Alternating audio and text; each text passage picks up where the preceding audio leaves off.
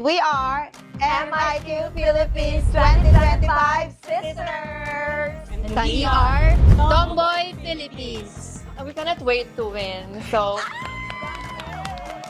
And manifesting at bukod dyan, syempre, sa Manalo, bonus pa na makita namin si Ding Dong Da.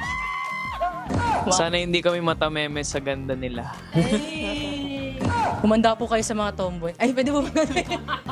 Hinamon. Pero on a serious note, I think yung natin advantage is how smart we are or how competitive we are. Yes. Kasi, as trans women, we are known for being competitive. And I think mangingibabaw din kasi yung sisterhood natin because this is a group game. This is a family game. Tama. And I think importante yun. most especially, our hormonal imbalances. Magaganda yung mga kalaban namin, pero aanhin nyo yung ganda nyo kung mas matatalino yung tomboy sa inyo. Ang kapal na. Kasi yung mga tomboy. Box! we will be your worst nightmare.